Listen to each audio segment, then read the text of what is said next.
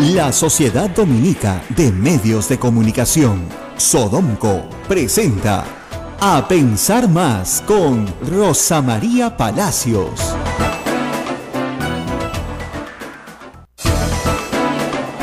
De la mañana en punto, bienvenidos, hoy es jueves 7 de septiembre del año 2017 y estamos con Rosa María Palacios. Hola Rosa María. Muy buenos días amigos, tenemos muchas noticias en el Perú, pero también noticias internacionales que nos van llevando de una situación de emergencia crítica en la temporada de huracanes, temporada de huracanes en el Caribe, temporada de huracanes en el Golfo de México también, y en realidad, estas cosas pasan en el Atlántico con suma frecuencia en esta época. La semana pasada el Golfo de México generó una masa de vientos gigantesca que se convirtió en un huracán, en el Harvey, que asoló sobre todo la ciudad de Houston. Pero en este momento hay un huracán grado 5. La última vez que yo vi un huracán grado 5 fue hace 25 años, el Andrew, que destrozó Miami. Y este es grado 5. Anoche la buena noticia era que estaba pasando al norte de Puerto Rico, es decir, el ojo no estaba pasando por encima de San Juan, sino un poquito más mar adentro, pero iba directo esta madrugada hacia Turks and Caicos, que es una zona de islas.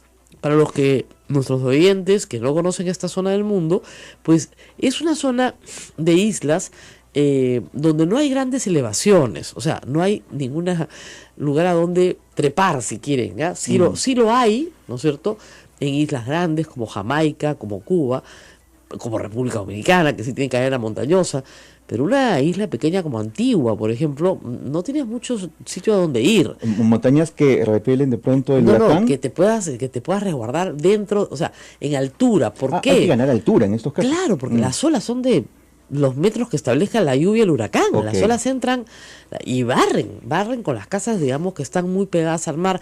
Y la mayoría de estas islas, sus ubicaciones urbanas, digamos, están pegadas al mar. ¿Por qué? Porque son turísticas. Así es. Viven básicamente del turista de los Estados Unidos y de Europa, que va a pasar sus vacaciones ¿a dónde? A la orilla del mar, que es lo lógico. Ahora, son construcciones básicamente de madera, de drywall, muy, muy inestables, y cada 25 años estos países se reconstruyen enteros. Según el reporte ayer, 99% de las construcciones en Antigua están destruidas. Eso incluye muchísima infraestructura hotelera. En Barbuda y en Antigua es donde primero han caído. Yo conozco Antigua, es una isla preciosa realmente, pero la conozco en el año 91 y te estaba contando que esas cosas que tenemos a veces los chanconcitos, nos buscamos una iglesia católica que había, y fíjate que eso ha sido colonia británica, ¿no? Entonces, sí había una iglesia católica, y a la hora de las peticiones, yo era nueva, pues, ¿no? Joven, era el 91, de repente, Señor, te rogamos que en esta temporada de huracanes tengas misericordia de nosotros. Estaban en plena temporada de huracanes. Sí, entonces yo miré y yo no tenía ni idea, era octubre, por eso, ¿estamos en temporada de huracanes? ¿No? Nadie me ha dicho nada, ¿qué hacemos aquí? Entonces, la temporada de huracanes va hasta noviembre, ¿eh? Es bien larga. Y es bien larga porque tiene que ver con el calentamiento del agua, del mar. Y bueno, efectivamente, cuando preguntamos de acá, ¿dónde está pues la parte colonial, antigua? En las islas del Caribe lo que sobrevive mucho es lo que se hizo de piedra. Por ejemplo, en San Juan, el viejo San Juan, sobrevive todas las murallas de piedra que hicieron los españoles. Todo lo que son fuertes militares sí sobrevive. Pero todo lo que se ha hecho de madera, el huracán se lo lleva. Bueno, y la intención de hacerlo de madera es precisamente para eso, para que se pueda reconstruir fácilmente, me imagino, en el momento. Muy fácilmente. Pero me comentabas algo interesante, que en medio de estas pequeñas edificaciones de madera que son las viviendas, hay zonas muy seguras, como búnkers. El baño es el baño. ¿Por qué? ¿Están hechos con material noble? Lo que pasa es que no es que estén hechas con material noble, sino que, digamos, primero el huracán se va a llevar el techo, se va a llevar las paredes, se va a comenzar a llevar los cuartos, y el baño normalmente está en el centro de la casa, entonces la gente suele esconderse en los baños. En lugares donde sí hay posibilidad de tener subsuelo, sí se hacen, eso sobre todo en zona de tornados, en el Midwest americano, sí se hacen sótanos, ¿no es cierto? Te metes debajo. Pero en estas zonas no hay ninguna posibilidad de hacer sótano porque son terrenos pantanosos. Exacto. O sea, en Florida, ¿dónde vas a hacer un sótano? Son suelos inestables. Es como si tú hicieras un sótano en los pantanos de Villa, pues, no se puede, se te inunda de todas maneras, ¿ya? Entonces, no aguantan. Tienes que meterte a la zona más segura. Ahora, lo más seguro es hacer, como dicen siempre, lo que te dicen las autoridades. Y tienes que evacuar. Evacuar significa irte al norte lo más lejos que puedas. Ganar terreno. Ganar distancia. terreno. Lo que pasa es que lo que te piden es que te alejes de la zona de la costa. Correcto. Por estas olas inmensas que caen y destruyen todo a su paso. Y por la cantidad de lluvia que te cae encima. Entonces, que busques refugio, colegios, por ejemplo, estadios. ¿Tú te acordás del estadio famoso en New Orleans, en el huracán Katrina, donde habían 5.000 personas refugiadas Así es. y que no habían comida y comenzó a faltar agua? Pero estaban vivos, sí estaban ahí. Sí, pero aparte faltaba insulina, faltaban cosas esenciales, ¿no es cierto? Entonces fue un drama, porque los Estados Unidos, el país más poderoso del mundo, en ese momento no había crisis, etcétera, etcétera, no podía poner insulina pues en un estadio, ¿no? Con 5.000 evacuados. Entonces implica unos esfuerzos enormes. FEMA en inglés, que es la agencia, como nuestro INDECI, digamos, está ahorita al borde de la quiebra porque está atendiendo a lo de Texas. Y si ya se le está acabando el presupuesto. Entonces, esta semana el Congreso tiene que aprobar una extensión presupuestal gigantesca para FEMA, porque si no, no tienen cómo atender. Olvídate de Puerto Rico, tienen que atender toda Florida y han declarado en emergencia las dos Carolinas, Carolina del Norte y Carolina del Sur, y Georgia. Entonces, porque eso es divertidísimo. Discúlpenme, a mí el tema del clima me apasiona. La cara de Eduardo, esta señora se ha pasado la noche viendo. Estamos implicados directamente en ese tema. Muchas de nuestras familias se encuentran en zonas del Caribe. Claro, entonces, o en zonas de Miami, por supuesto. En Florida. Ajá. Florida es un refugio de migrantes peruanos. Grande. Entonces, ¿qué es lo que hacen los meteorólogos? Estudian patrones de comportamiento de huracanes anteriores, establecen modelos y establecen una especie de espagueti que sale en la televisión de por dónde podría ir el huracán. Ahora, es curioso porque los modelos europeos son mucho más precisos que los modelos norteamericanos. Y ayer me explicaron por qué. A ver. Es interesante. En la NBC está la respuesta en 30 segundos. No, sí, creo que buenísima. La respuesta. Primero porque el modelo europeo es de mañana y de tarde, se hace 2 veces al día. Ya. Y es de acceso pagado. Entonces tienen un supercomputador, o sea, sus computadores tienen mucha mejor predicción, potencia, etcétera.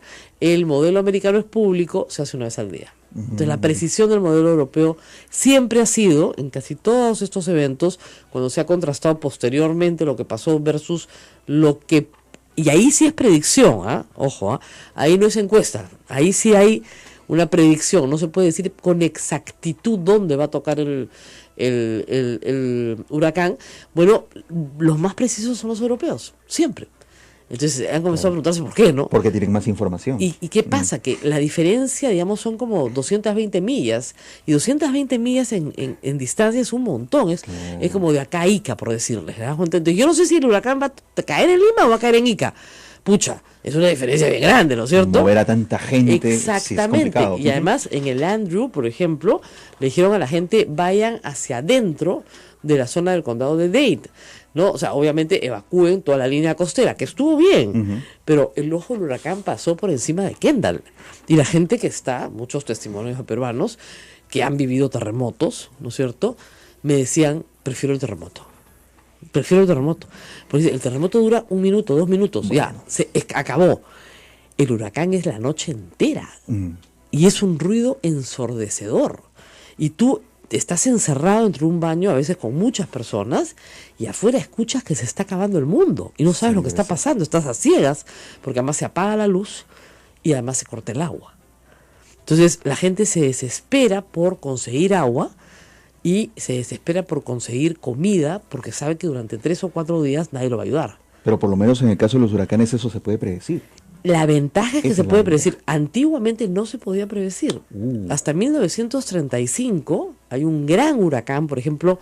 Esta historia es horrible, la verdad, pero si ustedes van a Key West, que es el último cayo de la Florida, se van a dar cuenta que pasan por puentes sobre el mar de 5 kilómetros, 8 kilómetros, es puro mar. Tú ves a los dos lados mar. Y dije, ¿cómo construyeron esto?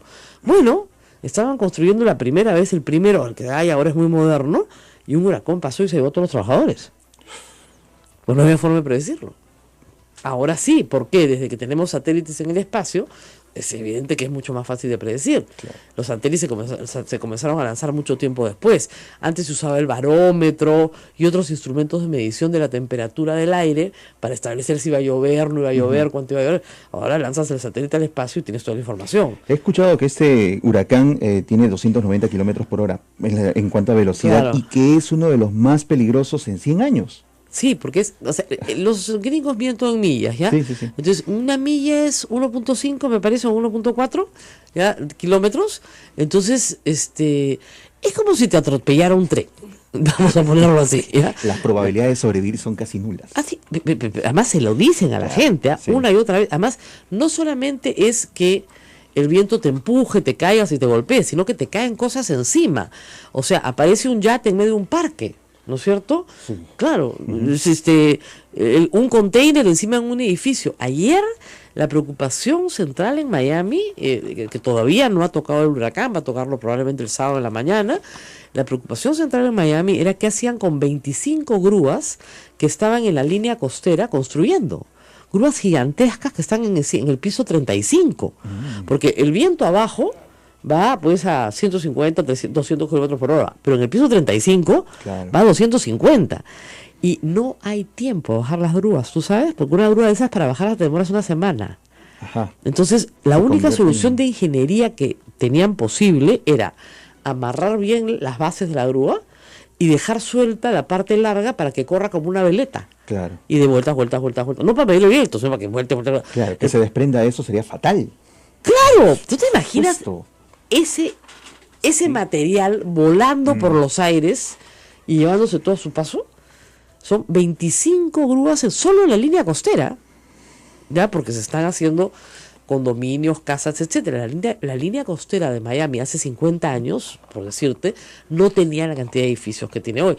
Es como nosotros comparáramos el terremoto del año 74 en La Molina con un terremoto hoy en La Molina. Claro. No tenemos las mismas construcciones, ¿ya?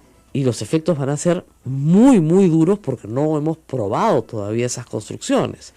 Ahora, reitero, de lo que sabemos hasta este momento hay malas noticias. Hay 3 huracanes en formación ahorita, no es uno, hay 3. Irma es el que viene embalado, pero también está el huracán José. Ahora, la mayoría de esos huracanes se convierten en tormentas tropicales, ¿ya? Y pasan, claro, llueve un día, 2 días, 3 días, pasan y se acabó. Pero Florida pues es verde por algo, se dan cuenta, porque llueve muchísimo. Pero los que sí se mantienen como huracán, apenas tocan tierra, pierden fuerza.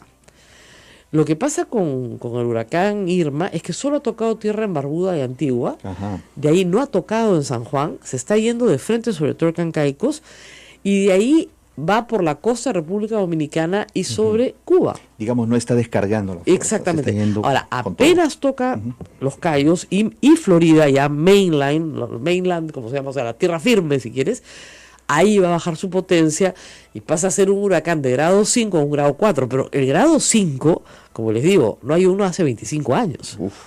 Y se mide por la intensidad del viento. Y como me explicaron ayer, es igual que como los terremotos.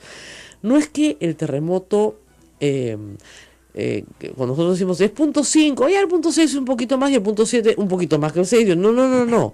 Es exponencial. Entonces, un huracán grado 5 es 500 veces más destructivo que un huracán grado 1. O sea, el 1 es 1, el 2 es 10, el 3 es 100. ¿Se dan cuenta? O sea, va subiendo hasta que llegas a 500 veces más destructivo. Es recontra destructivo. Terrible. Terrible. Ahora, también hay que decir que en el paso de los años, porque para eso sirve la tecnología, se ha inventado muchísima tecnología anti-huracán. Ujú. O sea, ventanas que parecen que son vidrios, ¿no? Pero que parecen de acero, que no pasa nada. Que evitan que las cosas entren y destrocen lo que está en el contenido de la casa, por ejemplo, ¿no? Entonces sí hay tecnología nueva y se va a probar en este huracán. Ese es el tema, que se pruebe en el momento catastrófico, ¿no? Bueno, No es se que, puede probar. claro, has probado en el laboratorio. Pero, a ver, crea 290 kilómetros de aire por hora, es bien complicado. Claro, ¿no? se crea en el laboratorio, pero una vez que, por ejemplo, la Católica, que tiene la mesa basculante para hacer terremotos, Ajá, sí. ahí se prueban las técnicas de construcción. Así es. Pero todo científico sabe que la naturaleza es la verdadera prueba, ¿no? Entonces eso es lo que hay que ver ahora. Bien. Nos vamos a la pausa y a todos nuestros amigos que nos escuchan en los Estados Unidos, que sé que son muchísimos, pues a obedecer las indicaciones, ¿no? Acá en el Perú también. Si nos avisan que hay que hacer algo, hay que hacerlo. O sea, no sea peruanito, como digo, no se me haga el peruanito. No espere todo el último momento. Claro, Ujú. y hay las colas muy largas, muy largas de evacuación, porque la entrada a Los Cayos es una sola carretera, no hay otra, ¿ya? Es una, la US One, no hay otra. O sea, o te vas por esa o te vas por esa. Y una vez que entras, digamos, a tierra firme, no hay muchas vías de evacuación. Si usted ve el mapa, digamos, de los Estados Unidos, Florida pues es una tripa larga. Y usted tiene que ir hacia el norte. No hay muchas, o sea, ¿no es cierto? No hay mucho. Tienes que ir del sur. Colas y colas. Claro, tienes que ir de sur a norte. No hay otra forma. Y son muchos. Y además es que escasea la gasolina inmediatamente. Y porque la gente se queda botada sin gasolina a no sé, pues 300, 400 o 500 kilómetros, pero ya sabe que no puede ir más lejos. Entonces tienes que saber dónde están los refugios, porque sí, los condados ponen refugios. Entonces hay que saber, aquí, sobre todo si se va con niños, ¿no? Pausa y volvemos.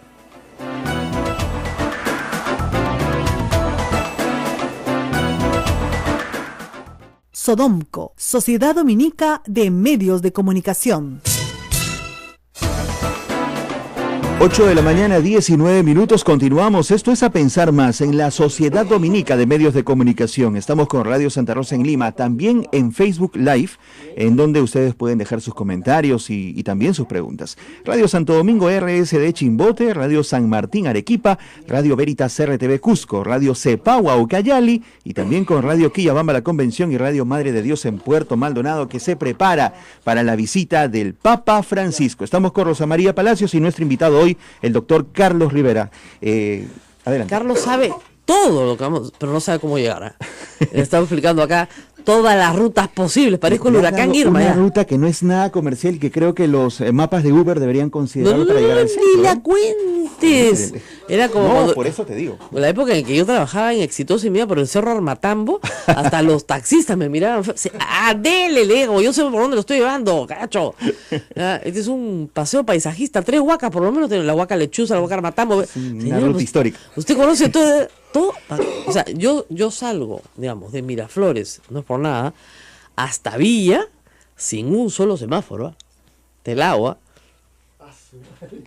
sin un semáforo, pero no, hay que ser rutero acá en Lima, o sea, tienes que imaginar, y los horarios, ¿no? Los horarios son, mira, si tú sales de tu casa, sales de la casa a las 7 de la mañana, ya no puedes entrar a la vía expresa, pues. Ya fuiste.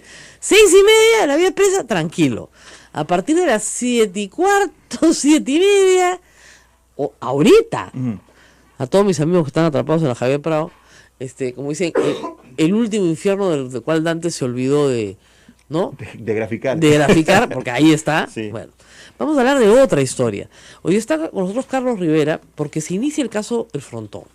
El caso El Frontón es un caso muy antiguo, probablemente muchos de nuestros oyentes no habían nacido cuando sucedió. 31 años. 31 años, así es. Y se trata de la discusión sobre si se cometieron violaciones graves a los derechos humanos. Es decir, si se ejecutaron rendidos, vamos. Hubo un motín coordinado de grupos del Sendero Luminoso, básicamente, porque MRTA en ese momento no fue protagonista, en 3 penales, a la vez. Lurigancho, Santa Bárbara, que era el penal de mujeres en ese entonces, y El Frontón. Los 3 fueron develados de distintas maneras. En Santa Bárbara murieron 2 mujeres. En Lurigancho, donde más personas murieron y donde más probado está que fueron ejecutados extrajudicialmente, porque los fueron sacando de uno en uno y los fueron fusilando, más de 300 presos. Y finalmente en El Frontón, donde sí efectivamente hubo una confrontación. La Marina estuvo a cargo del develamiento de ese motín y hubo una confrontación donde murieron también marinos, o sea que hubo un intercambio de fuerza. La discusión acá se parece un poco al caso de la Embajada del Japón, ¿no? Es qué pasa después de que la Marina toma el control, ¿no es cierto? Y según las investigaciones, y el IDL se ha acompañado este proceso, sobre todo a los deudos de las víctimas, según estas investigaciones, pues a algunas personas se les torturó o se les ejecutó después de estar rendidas. Carlos Rivera está con nosotros. Creo que lo he resumido a toda velocidad. Sí. Ahora, Gracias, María. una pregunta que siempre la gente me hace. Si en Lurigancho está requete probado que hubo ejecuciones extrajudiciales, ¿no es cierto? ¿Por qué nunca se siguió el caso Lurigancho? Mira, en el caso Lurigancho hubo un juicio en el fuero militar. Resultó condenado 2 oficiales, uno del ejército y uno de la policía. El comandante Cabezas. Cabezas y me parece que en ese momento era coronel Rodríguez Rabanal. Sufrieron pena privativa de libertad como consecuencia de ese juicio militar y me parece que terminaron liberados de responsabilidad con la ley de amnistía del 95. Del 95. O sea que por lo menos pasaron probablemente 10 años presos. Yo creo que un poco menos, ¿no? Y luego, ya con la llegada de la democracia, entiendo que el juicio se anuló por haber sido en la justicia militar. Y mira, por lo menos hace unos, ¿qué te digo? 6 o 7 años, hay una investigación abierta en el Ministerio Público. No. Más o menos conozco la investigación, es una magnífica investigación en términos forenses, es decir, del descubrimiento del lugar de los entierros, de la identificación de las víctimas, de familiares. En eso creo que es una investigación ejemplar, pero no se ha formulado denuncia, con lo cual, en realidad... ¿Qué le pasa al Poder Judicial, a la Fiscalía que no formula acusación? En este tema no hay forma de entender, en realidad, como tú has diagnosticado de manera súper correcta. En el caso de Lurigancho, la situación está mucho más clara, en términos de que hubo una decisión de ejecutar a todos los internos y además el proceso de ejecución de los internos duró menos tiempo. Para la madrugada del día 19, porque hay que recordar esto comienza en la mañana del 18 de junio y por lo menos en el tema del frontón termina en la tarde del día 19, en realidad en el caso del Lurigancho es una cuestión de pocas horas. A ver, en un boquete, para los que no están familiarizados, en uno de los pabellones donde estaba el pabellón B, me parece, donde estaban todos los terroristas, la policía... El pabellón industrial. Abren este boquete, hay fotografías del boquete, y por ahí entran y los sacan. Sí, a todos. A todos. Los forman y comienzan a fusilarlos de uno a uno. No hay toma de rehenes en este caso, como sí en el caso del frontón. Claro. No hay captura de armamento de personal del INPE, en el caso del frontón sí lo hubo. Y no quedó, les cuento, no quedó nadie. No quedó nadie. Así es. No quedó nadie. No quedó uno. Los mataron a todos. Exactamente. O sea, te digo, además con gran eficacia. Más te demoras en matar ovejas, te digo, ¿eh? Fue una cosa, carnicería. No solamente eso es dejar que no haya ningún tipo de y no prueba. solamente eso, sino que estas personas fueron enterradas en distintos lugares del Lima, en cementerios, sí, en tumbas CNN, y no se les quiso entregar a los familiares los cadáveres de los muertos. Eso, Rosa María, ya en el curso de las investigaciones del caso del frontón, se ha develado que eso fue una decisión del presidente de la República. Así es. Lamentablemente. Y Alan García jamás ha asumido responsabilidad por eso, como revela después, para los interesados, el informe Ames. Sí. El informe de los penales, un caso de una comisión investigadora que, la única que yo recuerdo, una de las pocas, que es un informe decente, que es un libro, lo tengo, ese hay que reeditarlo, como el de Pedro Cateriano, bien bueno. De verdad. Es un magnífico informe. Es un informe completo. Sobre el caso Frontón. Sobre el caso penal. Se llama el caso de los penales. Es un paquete de investigación. ¿Y qué pasaba? Que en Lima se estaba reuniendo la Internacional Socialista y Adán García era el gran anfitrión joven político latinoamericano. La presencia de Willy Brandt en Exactamente. Lima, ¿no? Entonces no era poca cosa. Le estaban malogrando la fiesta. Su fiesta. ¿Te das cuenta? Entonces acá me develan los motines a como dé lugar.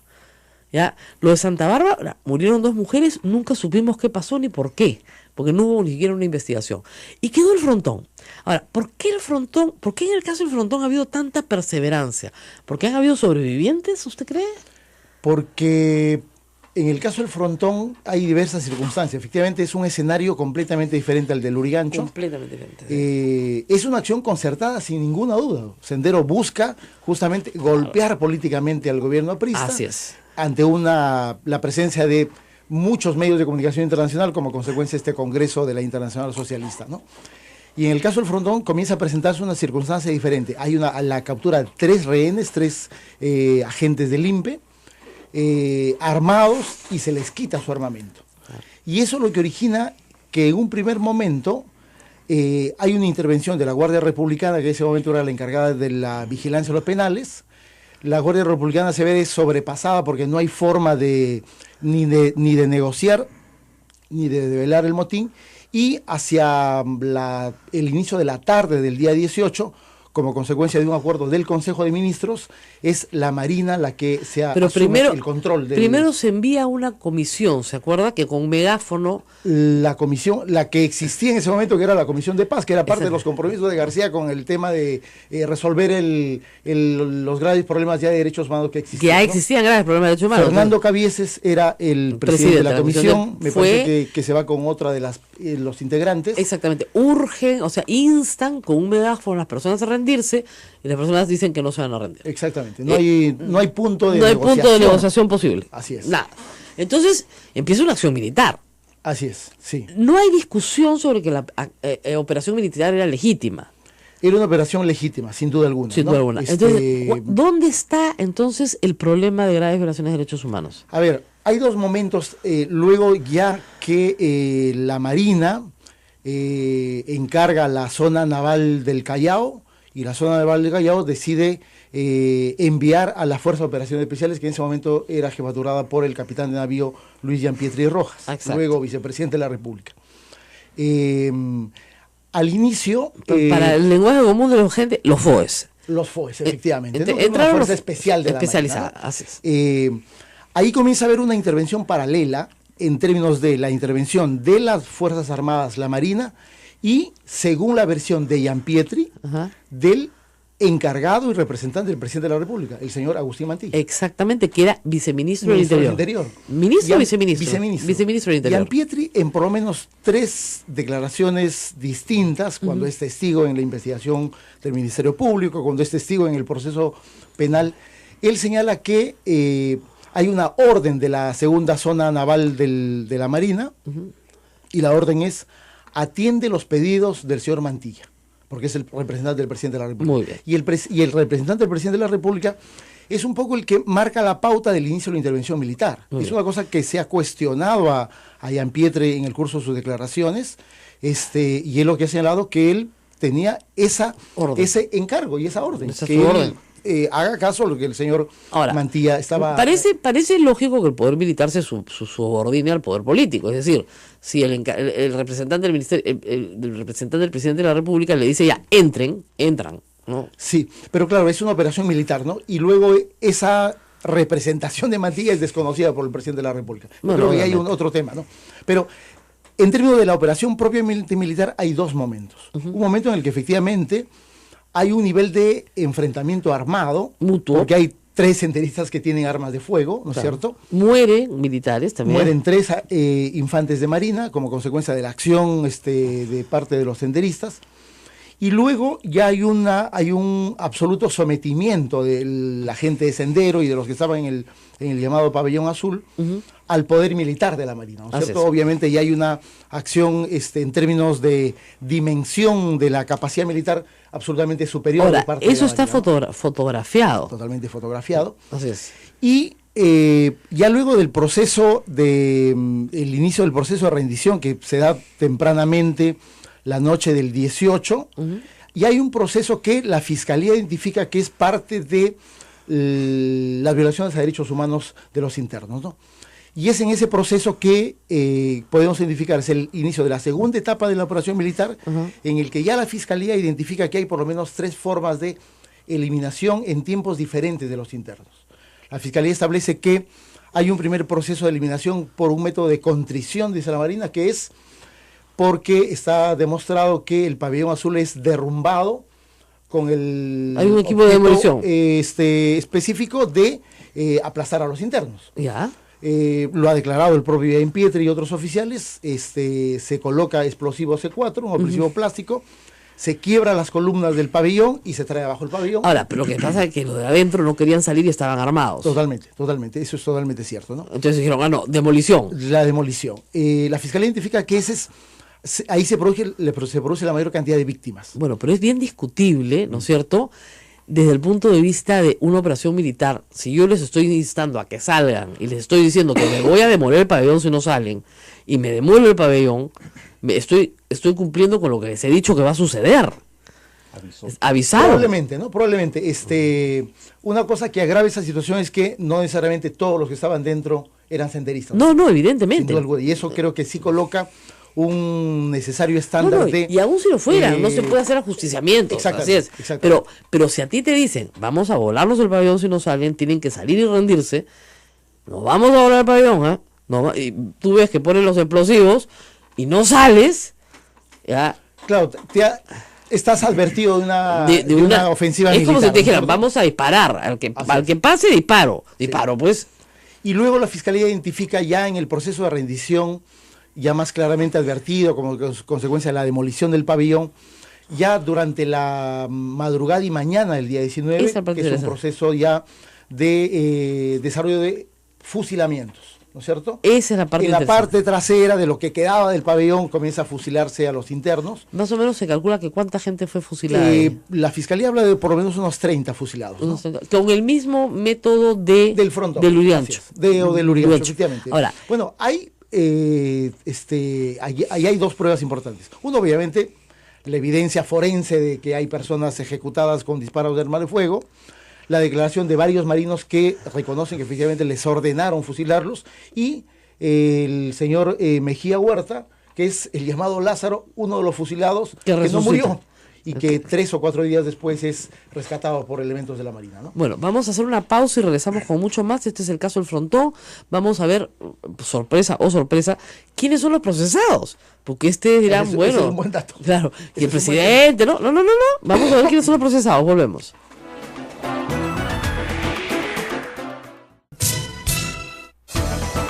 Sodonco, la Sociedad Dominica de Medios de Comunicación. Rosa María Palacios conversa con el doctor Carlos Rivera, director y abogado del Instituto de Defensa Legal. Estábamos hablando de la torpeza del gobierno García, porque ustedes imaginarán la cantidad de gente que fue luego reclutada por Sendero para buscar a su pariente. Aprovechándose de una necesidad. Claro, o sea, porque como los cadáveres los escondieron, venían los abogados democráticos y te decían, nosotros vamos a conseguir abogados democráticos. Así se llamaban, pues Marta Guatay, que está por salir, era la dirigente de un brazo de Sendero Luminoso, el brazo legal de Sendero Luminoso, que se hacía llamar los abogados democráticos. ¿Cómo decir ahora Movadef? Exactamente, correcto. Pero no, pues era un órgano, como Sendero decía, es un organismo generado por el partido, ¿no? Pero obviamente era un... más identificado, digamos. Participaban en todos los juicios de los terroristas. Wow. Y además, obviamente, miraban al juez a la cara y le decían que lo que iba a pasar. No, olvídate, Sendero en esa parte legal la tenía perfectamente dominada. Correcto. ¿Ya? Y Marta Guatay era la cabeza de esta organización. Sí, claro. Después se militarizó en los abogados democráticos, claro, ¿no? Ya hacia el año 92. Claro. Pero en los 80 sí cumplió un trabajo importante para Sendero, ¿no? Claro, que reclutar. Imagínate, pues todas estas familias, en el Urigancho nomás hubieron 300 muertos. En el Frontón, ¿cuántos muertos? Se identifica 133. Claro, Sospecho que son más. O sea, mira, bajo esa promesa de devolver a los cuerpos, 450 familias reclutaban nuevas personas. ¡Claro! Ajá. Porque además muchos creían que su familiar era inocente, ¿ya? Y que no les querían entregar el cadáver, ¿no es cierto? Que los habían asesinado además. Claro. Les juraban odio eterno al gobierno por haberlos asesinado. Y listo. ¿Ya? Y listo, pues. Entonces ahí tenías a los Un hijos. puente a la radicalización de los familiares, ¿no? Claro, pero sí, es que no se puede ser más torpe en el manejo. Pero en fin, ya, hablando de eso. ¿Quiénes están procesados en este caso el Frontón? Solamente los autores materiales, ¿no? Un grupo de autores materiales. El caso tiene varias etapas, ¿no? Una primera etapa muy larga en la que no ocurre nada.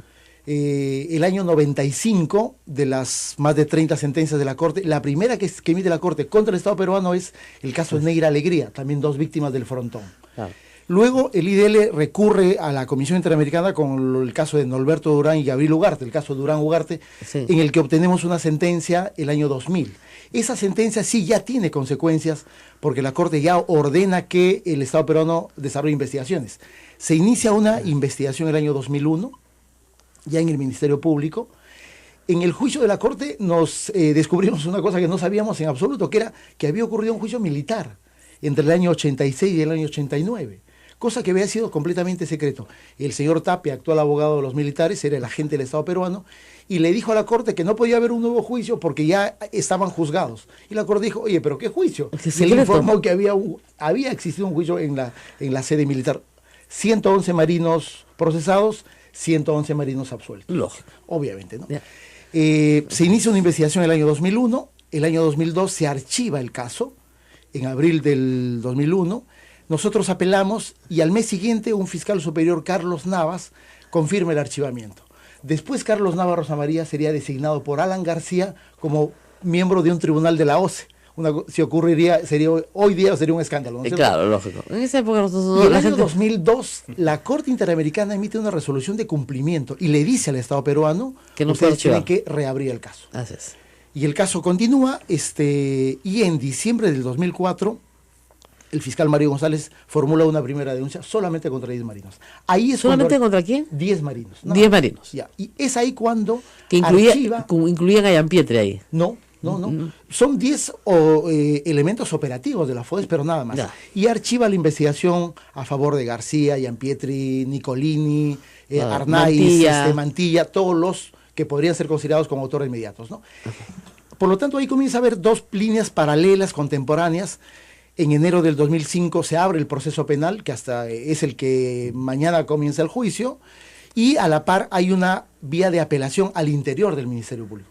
Esa vía de apelación termina en una fecha muy simbólica como gesto de amor, el 14 de febrero del 2007, en la que finalmente el Ministerio Público decide archivar ya de manera definitiva la causa sobre los autores mediatos. Y dice, punto final, esto... O sea, ni García, ni Mantilla, ni Iampietri, ni nadie. A pesar de que... O sea, ellos eran un grupo de marinos loquitos que decidieron ellos solitos fusilar gente. Exactamente. Porque eran unos psicópatas, la tesis que organiza el fiscal del caso es que solamente son responsables los que han ejecutado la operación y no los que dieron la orden. De manera evidente han dado la orden, ¿no? Es un disparate. Y luego se cierra la investigación de los autores inmediatos y posteriormente el 2009 se amplía contra otros 23 y el 2013 se amplía contra otros 2. En concreto hay 35 denunciados, 35 procesados. Y mañana empieza el caso contra 35 personas. Mañana va a empezar el caso contra 34 porque la semana pasada la Fiscalía ha advertido que uno de ellos, Eduardo Castillo, en realidad tiene la condición de colaborador. Ya, ok. Ha retirado la acusación, nos quedamos con 34. ¿no? Muy bien. Por lo tanto, solamente son los autores materiales, ¿no es cierto? Ahora, en el proceso ellos pueden contar la historia, ¿no? Y de hecho la han contado, ¿no? Muchos de los marinos la han contado y muchos de los testigos la han contado. De hecho, probablemente los testigos que declaraciones más relevantes dan cuenta de cómo hay una intervención del poder político en ese tema son justamente los elementos militares. Claro. Iampietri, Carlos Mauricio Agurto del Comando Conjunto, los oficiales que están en una posición de comando y que tienen una relación muy cercana y, como ellos dicen, permanente y constante entre el 18 y 19 con la Presidencia de la República. Lógico. La Fiscalía decidió no ver esa parte, obviarla y decir que aquí no puede, que ellos... Ahora, la Corte no puede volver a intervenir y decir, señor, en cumplimiento de nuestra resolución... Ahí viene toda una historia, ¿no? El año 2012, cuando Luz Ibáñez hace esta acusación de cerca de 500 páginas, la fiscal Ibáñez advierte una cosa, dice, oye, este es un caso solamente contra los autores materiales, ¿no es cierto? Pero a la vez advierte, dice, que le resulta imposible, porque además hay prueba en contrario, de que los autores materiales hayan tomado la decisión de ejecutar a 133 personas. ¿Solos? Solos, sin que nadie les ordene. La fiscalía dice, oye, en realidad es posible identificar que hay órdenes superiores de las personas que no están investigadas. Y por eso tiene un párrafo muy interesante en la página 375 de la acusación que dice que la responsabilidad penal de los autores mediatos estará a resultas del juicio oral. En concreto lo que está diciendo es lo siguiente. Ellos... Terminamos con esto, pero es cierto, van a ir como testigos, ¿no es cierto? Pero en el juicio se va a determinar que no son testigos, sino autores mediatos del crimen. Eso origina el famoso habeas corpus que ha dado toda esta historia y que ha terminado en la acusación constitucional contra los 4 miembros del Tribunal. ¿Ese habeas corpus quién lo presenta? Lo presenta uno de los marinos que es incorporado al juicio el año 2009, bajo el argumento de que pretende negar la condición de crimen de lesa humanidad del frontón, ¿no? Muy bien. Efectivamente pierden el Poder Judicial y llega al Tribunal Constitucional. Y en el Tribunal Constitucional, en un momento en el que había una mayoría prista, influencia prista, Carlos Mesía, Ernesto Álvarez Calle y el señor Vergara Gotelli emiten una sentencia en junio de 2013 que dice el crimen del frontón no es un crimen de lesa humanidad. Por lo tanto, prescribió. Por lo tanto, debieron decir eso. Pero no lo dicen. No dicen eso. Claro, pues. Y claro, ¿qué cosa es lo que dicen? Inventan un plazo de prescripción que no existe en la ley. Dice, el crimen del frontón va a prescribir cuando termine el juicio oral que todavía no comienza. Eso no está en ninguna Ya, parte. Eso es una regla que no existe, ¿no? No existe. En realidad Entonces le piden, estaban respondiendo a la fiscal. Hay ¿no es que decir cierto? una cosa. Y entonces ustedes les piden una aclaración. Exactamente. Y este tribunal aclara ese punto, porque tiene que Exactamente. aclararlo, porque la ley pues es oscura. ¿Y Nosotros qué dicen en la advertimos- aclaración? Nosotros advertimos, cuando se conoce la sentencia, que hay un dato muy importante. Vergara Gotelli ha votado diciendo que no es un crimen de lesa humanidad, pero a la vez ha emitido un voto en el que dice que el Tribunal Constitucional no puede resolver ese tema. Exactamente, Entonces, oye, era eso confuso. es- Entonces, eso no se resuelve hasta el nuevo tribunal. Hasta el nuevo tribunal. ¿Qué dice qué? Aclara y dice que efectivamente han advertido que hay una contradicción grave así y que es. por lo tanto la sentencia del 2013 no tiene tal condición. Así no sentencia, pues. Exactamente. Porque no llega a juntar el número de votos suficiente. Luego conocemos un dato muy interesante. Entonces, ¿qué pasa? Si es un crimen, puede de lesa humanidad. Exactamente, A ver, exactamente. para que la gente no se raye con eso de lesa humanidad, porque no entienden bien el latín. Quiere decir que cuando hay una grave violación de derechos humanos, el delito no prescribe. ¿Ya? Así es, Eso así es todo. es, sí. Entonces, Alan García, que es un hombre amante de la prescripción, enamorado de la prescripción, ¿no? Ya, lean el libro del señor Cateriano, a las pruebas me remito. Exactamente. En este no se puede eximir pues de la prescripción. Eso es lo que lo tiene aterrado. Por Entonces, eso hay una manipulación del Tribunal Constitucional para buscar una sentencia que en realidad yo creo que poco les importa el marino que Claro, hizo el habeas habeas corpus. corpus. En realidad esa sentencia y ahora esta inusitada acción y alterada y defensa quieren- de algunos y en el quieren Congreso una denuncia en realidad constitucional tiene contra el un TC. solo beneficiario, que es el señor Alan García. No hay Claro, más personas. claro. Es para ellos lo que quieren es que cuando termine el juicio, en el que yo creo que no les importa si los marinos son o no condenados, que no haya un segundo juicio. Claro. Porque ya la fiscal dijo, oye, en el segundo juicio me voy a llevar a los autores inmediatos.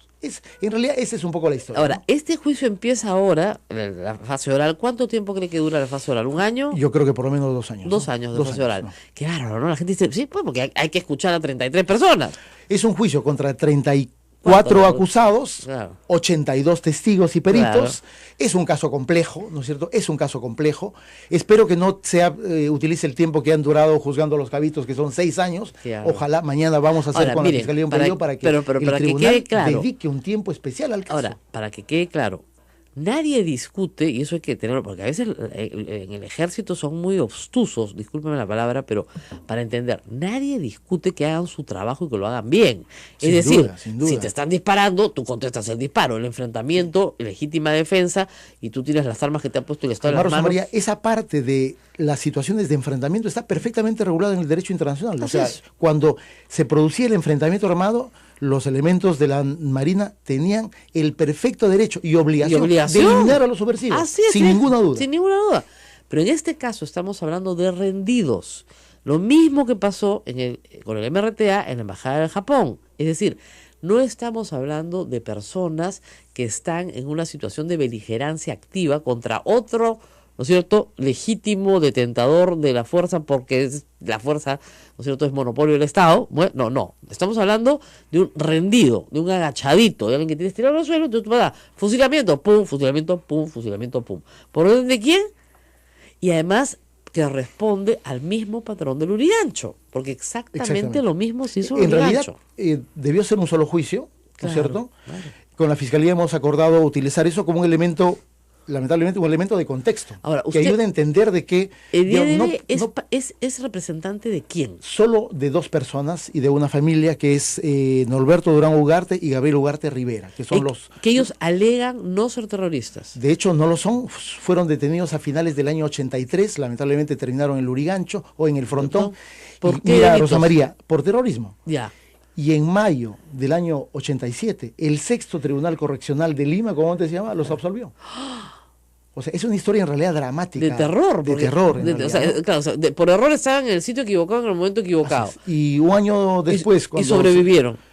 No, Uno. fueron ejecutados. Ah, los dos fueron. De hecho, en el caso de Norberto Durán ha sido entregado el cuerpo, de Gabriel Ugarte no ha podido ser identificado todavía, pero los dos definitivamente son Ahora, la ¿cómo lista de los... lo absolvieron estando muerto? Sí. ¿Por qué? Ese juicio... Mira, Normalmente hay un sobreseimiento cuando se muere... debió haber un sobreseimiento, pero nosotros tenemos una resolución de absolución. ¿Qué?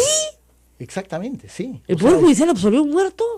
así es. Eso es raro conseguir, ¿ah? Es raro conseguir, nosotros de hecho no hemos intervenido, el IDL comienza a intervenir en el caso el año finales del 87, cuando ya esta situación se había dado, los familiares habían hecho habeas corpus, comenzamos a indagar cuál era la situación legal de ellos en el penal y nos encontramos indagando en los tribunales correccionales de época el expediente judicial en el que ellos son absueltos. Increíble. ¿Qué tal historia? O sea, en el caso que defendemos en realidad hay una historia mucho más dramática. Claro, y para que entienda el público, lo que ellos piden es una reparación civil para las víctimas. Obviamente las personas no pueden resucitar, pero le están pidiendo al Estado peruano que repare a los deudos de estas personas porque efectivamente se les hizo un daño. O sea, digamos, todo aquel que hace un daño a otro tiene que repararlo. Esa es la norma universal, ¿ya? Eso tiene un artículo en el código que no te voy a explicar, pero mira, cada vez va a ver qué aburrido. ¿Ya? De un libro que realmente me sorprende aquí adelante, es la acusación del Frontón, que es tremendo. Es la acusación del Frontón, la original, la que hace la doctora Ibáñez en el 2012, que la tiene empastada, la tiene ya. Sí. Porque claro, porque si no ya se te desarma. Pues, ¿no? Pieza clave del caso, ¿no? Claro, y en realidad es uno de los documentos. Ahora, lo que la gente no puede entender es por qué una acusación fiscal del 2012 se inicia el proceso oral en 2017. Sí, o sea, pudo haber terminado el juicio hace mucho tiempo, claro, si es que el Poder Judicial hubiese querido llevar a cabo el juicio. No quería. Nos da la impresión de que hay muchos jueces que se han corrido del juicio. Es como mi acción de amparo como por la concentración de medios. Exactamente. Sí, hay mucho de eso. Vamos a cumplir 4 años de aniversario. Hay mucho de eso, ¿no? Y por eso es que ya se han muerto 2 demandantes. ¿Sí? Tú sabes que en la acción de amparo que hemos presentado contra la concentración de medios éramos 7. No, éramos 8, perdón. Ahora somos 6. Y al paso que vamos, mira. Imagínate, en este caso, después de 31 años va a comenzar el juicio oral. Obviamente se han muerto no solamente testigos, se han muerto algunos acusados. Lógico. Y claro, termina siendo una ventaja indebida para quien tiene que responder frente a la justicia. Exactamente. ¿No? Al final de cuentas es eso, la impunidad se gana con tiempo. Y eso lo sabe Alan García.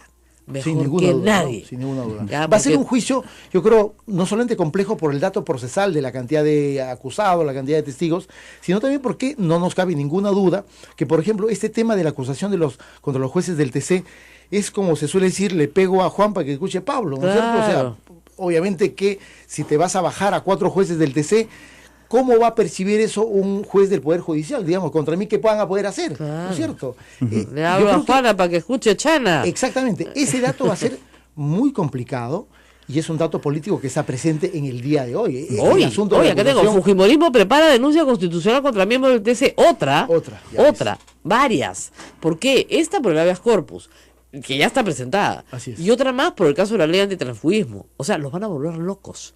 ¿Por qué? Les explico por qué, porque acá hay una cosa bien importante. El único ente en el Perú que puede revisar la constitucionalidad de los actos del Congreso es el TC. No les gusta. ¿Y qué les va a gustar? No les gusta, ¿no? No les gusta el tutelaje. Se dieron cuenta que tienen tutor. Tienen pues. Sí, claro. Tienen tutor. Claro. Porque todos lo tenemos, porque el Tribunal Constitucional es el tutor de todos. No les gusta. Y quieren tener su propio tutor a su medida. Este caso y el día que saquen a los 4, salimos a protestar, pues. La vía más expeditiva y eficaz, porque claro, ya tiene un pequeño bloque al interior del Tribunal Constitucional, que pasen a tener 4 más es como sacarse la tinta, ¿no es cierto? Así es. Obviamente, ese es el riesgo. Y eso va a ocurrir entre hoy día y el mes de diciembre de este año. Correcto. Muy bien, muchísimas gracias. Hay Rosa María, algunos comentarios. Sí, algunos están saludando, como Félix Vicente Laura, esta entrevista para refrescar la memoria y que no queden impunes estos casos. Otros nos dice lo siguiente, como Alita Gundberg nos dice, no comprendo por qué tanta defensa a terroristas, ellos mataron a nuestros soldados. Bueno, está explicando el señor que está defendiendo a 2 absueltos. O sea, esos que murieron eran inocentes, los absolvió el Poder Judicial. Correcto. Y Natalie Moreira nos dice, su familia es de Huantayacucho, su tía murió con un coche bomba, sus padres fueron obligados a colaborar tanto con Sendero como con los policías, y admite que hay abuso por parte del Estado y también por parte de los terroristas. De ambos lados. Cuando una persona, una familia en Huanta estaba en la situación en la que estaba, y venía el ejército y los acusaba de colaboracionistas, y venía a ascendir y los acusaba de colaboracionistas. Se están jugando la vida. Sin duda, o sea, en esas zonas en donde ha habido el inicio de la acción terrorista Sendero y luego la acción represiva del Estado, digamos, la gente ha vivido en un escenario de guerra, ¿no es cierto? Pobre gente, claro. Sin duda alguna. Que no es guerra, un escenario, pero no es guerra. Vamos a hacer una pausa, vamos a ir a Colombia, ya está el Papa ahí, y tengo una pregunta idiota, discúlpenme, que me persigue desde que se anunció. ¿Cuánto cuesta la visita del Papa? ¿Quién la va a pagar? Miren, viene con su money. Mira, Danielito, te voy a contestar. Yo sé que los evangélicos están desesperados por boicotear a la visita del Papa y están en la onda de con mis hijos no te metas, no la unión civil y toda la vaina. Los católicos, yo lo he explicado, somos como el SUTEP. Nosotros somos Patria Roja. Los evangélicos son el CONARE, ¿ya? En verdad, en términos de conservadores, y ya se lo expliqué a Alberto Belaunde, tú trátalos bonito, nosotros somos tu Patria Roja, porque los otros son CONARE. Entonces están tratando sistemáticamente de boicotear la visita del Papa con estupideces. Miren, a mí, como ustedes saben, no me gusta el fútbol, yo no sigo el fútbol.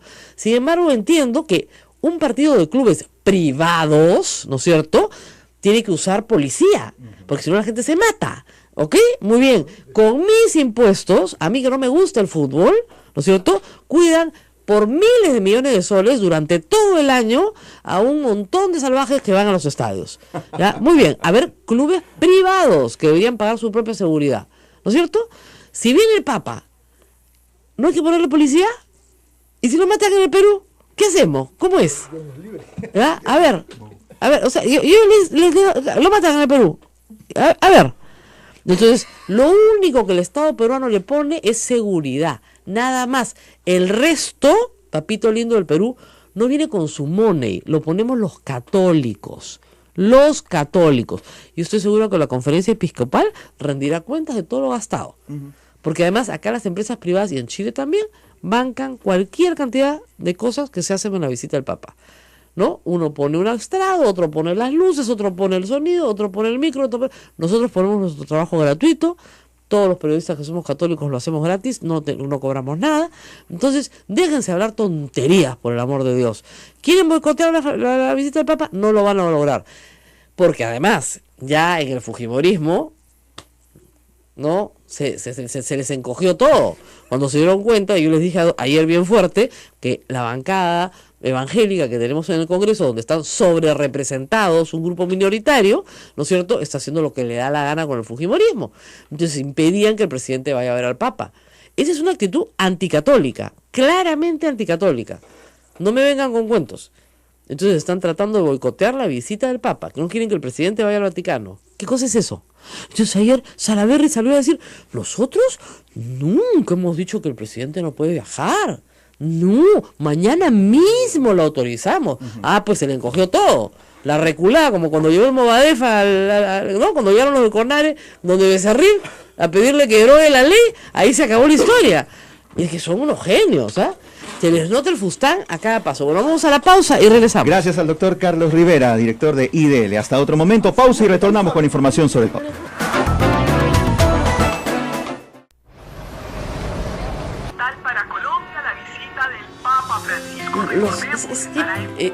Realmente engalanada la ciudad. Mira, hermosa Bogotá. Hay una guardia a caballos. Sí. Bueno, estamos observando ya las imágenes de la llegada del Papa a el Palacio de Nariño, se llama. Correcto. La casa presidencial. No, ya me equivoco. Hablando de Bogotá, está llegando a ver al presidente Santos, el Papa, y hay una escolta muy bonita, la gente en las calles agolpada. Bogotá es verde, entonces nosotros estamos preocupados porque acá en Lima, ¿qué va a haber? Bueno, cemento. No importa, pero en Puerto Maldonado va a haber todo el verde del mundo, gracias a Dios. Y ya el Papa está caminando por la alfombra roja, Casa dirigiéndose. Casa de Nariño, Correcto. estoy bien. Ay, me confundo, ese es el Alzheimer. Pero ya está caminando el Papa hacia directamente estrecharle la mano en este instante al presidente de la República, Juan Manuel Santos, y a su esposa, junto a él, que viste de blanco, igual que el Papa, y con mangas largas como corresponde al protocolo. En este caso el Papa visita al presidente de la República como jefe de Estado. El Vaticano es un Estado y es una cita de jefes de Estado. Vamos a escuchar a nuestro colega Nicolás Roja, periodista colombiano. Él ya está hablando, está transmitiendo, y nos enlazamos con la transmisión del canal Cristovisión en este momento. Adelante. Cordial saludo para usted y todos sus oyentes. Muy buenos días. Estamos viendo ya las imágenes de la entrada, la verdad que espectacular, se ve muy bien, un día soleado, de el Papa caminando al lado del presidente Santos en visita de Estado, la primera dama unos pasos alejada, como corresponde al protocolo, fuera de la alfombra, y se van a rendir los honores a la bandera de Colombia. Cuéntanos, Nicolás, ¿cómo ha sido ayer la llegada del Papa a Bogotá? ¿Cómo ha sido recibido por la gente? Bien, pues Rosa María, mucha felicidad por parte de todos los colombianos al recibir al sucesor número 266 de Pedro. Salió a las 11 de la mañana de Roma, aterrizó a las 4:15 hora colombiana. Inmediatamente se encontró con el presidente de la República, Juan Manuel Santos, y yo no sé si ustedes tienen presente la imagen de un niño que se acerca. Inmediatamente el Papa Francisco baja del avión Pastor 1. Ese niño se llama Manuel, es hijo de la diputada Clara Rojas, que lo tuvo en cautiverio. Ella fue secuestrada en el año 2002, entonces es una imagen que refleja la paz, el proceso que estamos viviendo aquí en Colombia y cómo estamos dispuestos a dar ese primer paso que el Papa Francisco quiere promover con todos los colombianos. El regalo que Manuel le entregó al Papa Francisco fue una paloma, una escultura de la Paloma de la Paz, que es la que representa todo este proceso que estamos viviendo aquí en Colombia. Posteriormente se subió al Papamóvil, cogió toda la avenida 26, que es una de las avenidas principales de la ciudad, un trayecto largo que realizó hasta la Nunciatura Apostólica, que está ubicado en el barrio Teusaquillo. 15 kilómetros recorrió el Papa Francisco, mucha gente salió a saludarlo en las calles, él muy amable estuvo dispuesto a saludarlos, a darle su bendición, así como fue un momento solemne el que todos los colombianos vivimos ayer en la 26, así que bueno, estamos a la espera de lo que pueda suceder hoy con el Papa Francisco y en los próximos días que va a estar en Villavicencio, Cartagena y también en la ciudad de Medellín. Bueno, estamos viendo en este momento un acto especial. ¿Nos podrías describir qué es lo que está pasando? Claro, Rosa María, en este momento el Papa Francisco está con el presidente Juan Manuel Santos. Esa plaza es la Plaza de Armas, ubicada en la parte posterior del Palacio de Nariño. En este momento están recibiendo honores militares el Papa Francisco. Posteriormente van a estar conversando unos minutos ellos en privado en la Plaza de Nariño, después va a estar en la Casa de Nariño, después va a ser la foto privada de los dos mandatarios. Recordemos que el Papa Francisco es jefe de Estado del país del Vaticano, que es un Estado pequeño, y después va a haber un encuentro muy importante en la Plaza de Bolívar, que es un sitio sumamente representativo de la cultura colombiana, donde ahí se han manifestado fuertes protestas políticas, pero en este caso están los jóvenes dispuestos a recibir la bendición del Papa Francisco. Cerca de 22.000 jóvenes en este momento están congregados en la Plaza de Bolívar para vivir un momento privado con Francisco. Recordemos que cuando el Papa Francisco llegue a la Plaza de Bolívar se va a movilizar en el Papamóvil por todo por un trayecto que ha hecho el comité ejecutivo de la visita, precisamente para que el Papa esté más cerca de los jóvenes, y posteriormente va a recibir las llaves de la ciudad de Bogotá a manos del alcalde de la ciudad, Enrique Peñalosa, y después se va a dirigir a la Catedral Prima de Colombia para bendecir la imagen de la Virgen de Chiquinquirá. Bueno, muy bien, muchísimas gracias. Ismael, ¿tienes alguna pregunta? No, de momento no. Pero estamos pendientes de la actividad del Papa. La Virgen de Chiquinquirá está bajo el cuidado de los frailes dominicos. Lógico, lógico, los dominicos estamos donde hay que estar. Así Bueno, es. muy bien, muchísimas gracias a Nicolás por estas palabras muy, muy hermosas, imágenes que llegan desde Colombia, donde el Papa recibió con cantos, con una orquesta, estoy viendo, y con gran entusiasmo, gran algarabía por la población bogotana, que supongo que hoy día Bogotá estará de feriado, porque hay muchísima gente en la calle en esta enorme recepción. Bueno, nos tenemos que despedir. Me acaban de pasar el hashtag, que me ha parecido buenísimo, con mi papa no te metas, que me parece una respuesta bien clara a la minoría evangélica que está en el Congreso, que nos quiere imponer sus odios y pide la visita del presidente de la República al Vaticano. Aquí Joseph Reed en Facebook Live dice: no soy creyente, pero respeto y suscribo tu opinión sobre esa antagonía anticatólica, Rosa María. Claro, miren, es un jefe de Estado, ¿ok? Cuando viene un jefe de Estado se le pone una seguridad. Y resulta que ese jefe de Estado reúne a 2 millones de personas. ¿Qué cosa vamos a hacer? ¿No vamos a cuidar a la gente? Tenemos que cuidar a nuestra gente. Como cuidamos los partidos de fútbol, como cuidamos cualquier evento público. Todo lo demás se encarga la Iglesia Católica. Ustedes no se preocupen, que nosotros ponemos bastante en la colecta. ¿Ya? Y un saludo a Radio Saibo. ¿En República Dominicana? Que la están... ya, muy bien. La gente de la radio dominicana, de República Dominicana, nos dice que está muy bien, que el huracán está pasando cerca, pero que ellos están bastante bien. Esperemos que se conserven bien y que bueno, obedezca a todo el mundo a las instrucciones que hemos dicho al principio que dan las autoridades. Una linda estampa del Papa con el presidente Santos y su esposa, y por supuesto todo esto muy, muy bien. Esperemos que... Se ve organizado, ¿no? Perfectamente organizado. Que se copien las cosas buenas. Quiero esa ciudad verde en el Paso del Papa. No Qué hermoso se vio, ¿ah? No pasa. Acá, este es un desierto. Nos tenemos que despedir. Nos vamos. Ya saben. Gracias a Nicolás Rojas, periodista colombiano del canal Cristovisión, por su disposición en esta oportunidad. Gracias. Nos vamos. Y Copipapa, no te metas. Ya. Hasta mañana.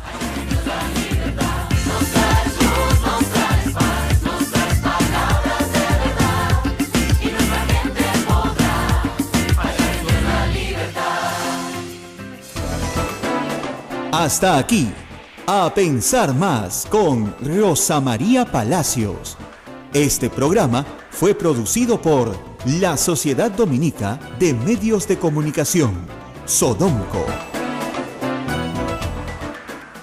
En el curso de las investigaciones del caso del Frontón, se ha develado que eso fue una decisión del presidente de la República. Así es. Lamentablemente. Y Alan García jamás ha asumido responsabilidad por eso, como revela después, para los interesados, el informe Ames. Sí. El informe de los penales, un caso de una comisión investigadora, que la única que yo recuerdo, una de las pocas, que es un informe decente, que es un libro, lo tengo, ese hay que reeditarlo, como el de Pedro Cateriano, bien bueno. De verdad. Es un magnífico informe. Es un informe completo. Sobre el caso Frontón. Sobre el caso penal. Se llama el caso de los penales. Es un paquete de investigación. ¿Y qué pasaba? Que en Lima se estaba reuniendo la Internacional Socialista y Adán García era el gran anfitrión joven político latinoamericano. La presidencia de Willy Brandt en Exactamente. Lima, ¿no? Entonces no era, poca cosa. Le estaban malogrando La fiesta. su fiesta. ¿Te das cuenta? Entonces acá me develan los motines a como dé lugar. ¿Ya? Lo de Santa Bárbara, murieron 2 mujeres, nunca supimos qué pasó ni por qué, porque no hubo ni siquiera una investigación. Y quedó el Frontón. Ahora, ¿por qué en el caso del Frontón ha habido tanta perseverancia? ¿Por qué han habido sobrevivientes, usted cree? Porque en el caso del Frontón hay diversas circunstancias. Efectivamente es un escenario completamente diferente al del Lurigancho. Completamente diferente. Es una acción concertada sin ninguna duda. Sendero busca justamente golpear políticamente al gobierno aprista. Así es. Ante la presencia de muchos medios de comunicación internacional como consecuencia de este Congreso de la Internacional Socialista, ¿no? Y en el caso del Frontón comienza a presentarse una circunstancia diferente. Hay la captura de 3 rehenes, 3 agentes del INPE, armados, y se les quita su armamento. Y eso es lo que origina que en un primer momento hay una intervención de la Guardia Republicana, que en ese momento era la encargada de la vigilancia de los penales.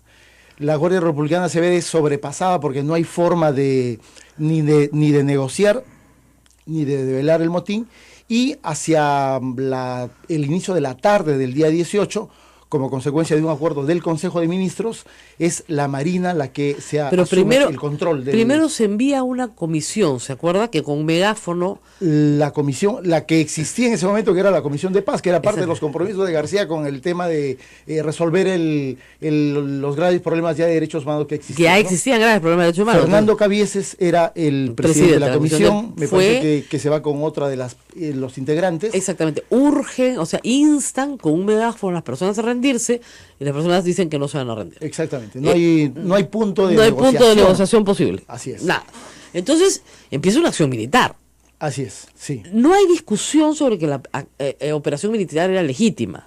Era una operación legítima, sin duda alguna. Sin duda alguna. Entonces, ¿dónde está entonces el problema de graves violaciones de derechos humanos? A ver, hay 2 momentos, luego ya que la Marina encarga la zona naval del Callao, y la zona naval del Callao decide enviar a la Fuerza de Operaciones Especiales, que en ese momento era jefaturada por el capitán de navío Luis Gianpietri Rojas, luego vicepresidente de la República. Al inicio...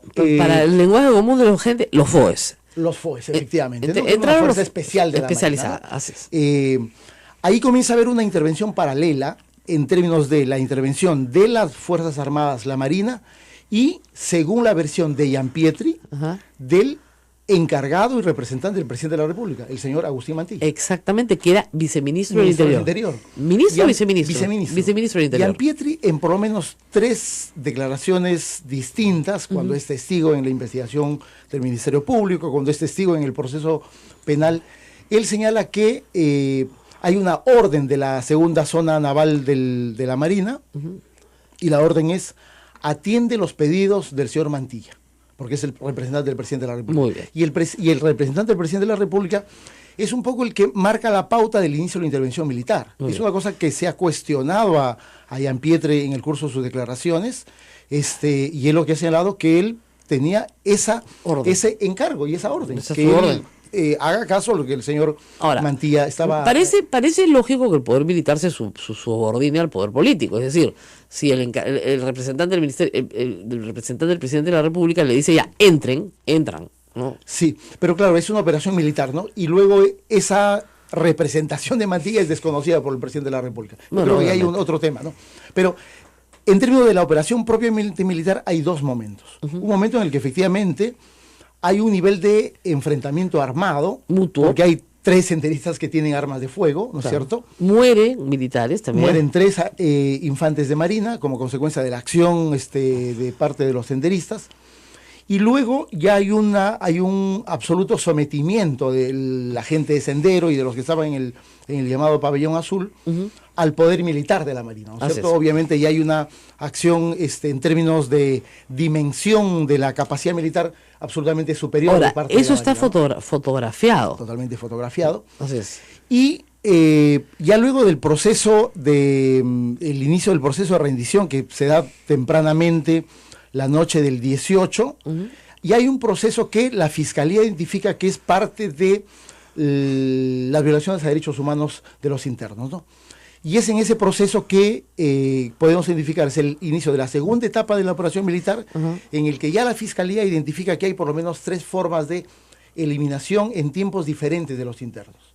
La Fiscalía establece que hay un primer proceso de eliminación por un método de contrición, dice la Marina, que es porque está demostrado que el pabellón azul es derrumbado con el... Hay un equipo de demolición. Específico de aplastar a los internos. Ya. Lo ha declarado el propio Gianpietri y otros oficiales. Se coloca explosivo C4, un explosivo plástico, se quiebra las columnas del pabellón y se trae abajo el pabellón. Ahora, pero lo que pasa es que los de adentro no querían salir y estaban armados. Totalmente, eso es totalmente cierto, ¿no? Entonces dijeron, no, demolición. La demolición. La Fiscalía identifica que ahí se produce la mayor cantidad de víctimas. Bueno, pero es bien discutible, ¿no es cierto?, desde el punto de vista de una operación militar. Si yo les estoy instando a que salgan y les estoy diciendo que me voy a demoler el pabellón si no salen, y me demuelo el pabellón, estoy cumpliendo con lo que les he dicho que va a suceder. Avisado. Probablemente, ¿no? Probablemente. Una cosa que agrava esa situación es que no necesariamente todos los que estaban dentro eran senderistas. No, evidentemente. Sin duda alguna. Y eso creo que sí coloca un necesario estándar de... Y aún si lo fueran, no se puede hacer ajusticiamiento. Así es. Pero si a ti te dicen, vamos a volarnos el pabellón si no salen, tienen que salir y rendirse, nos vamos a volar el pabellón, ¿eh? No, y tú ves que ponen los explosivos y no sales, ya... Claro, estás advertido de una ofensiva militar. Es como si te dijeran, vamos a disparar, al que pase disparo, pues. Y luego la Fiscalía identifica ya en el proceso de rendición, ya más claramente advertido como consecuencia de la demolición del pabellón, ya durante la madrugada y mañana del día 19, que es un proceso ya de desarrollo de fusilamientos, ¿no es cierto? Esa es la parte. En la parte trasera de lo que quedaba del pabellón comienza a fusilarse a los internos. Más o menos se calcula que cuánta gente fue fusilada. La Fiscalía habla de por lo menos unos 30 fusilados, ¿no?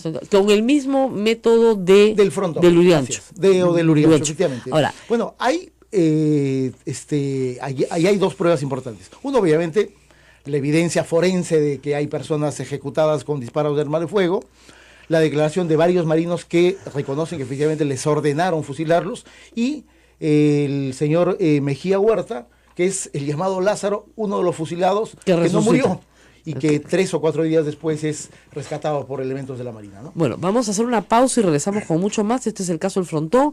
Vamos a ver, sorpresa o sorpresa, quiénes son los procesados. Porque dirán, ese bueno, es un buen dato. claro, y el Ese es un presidente, no. Vamos a ver quiénes son los procesados. Volvemos.